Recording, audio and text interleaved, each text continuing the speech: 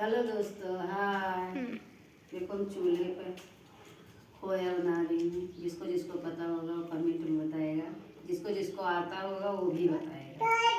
हमें तो आता है बनाना। होली आ रही, होली के लिए खोया बना रही हूँ। इतना सारा दूध देखो, भैंस आ जाती है।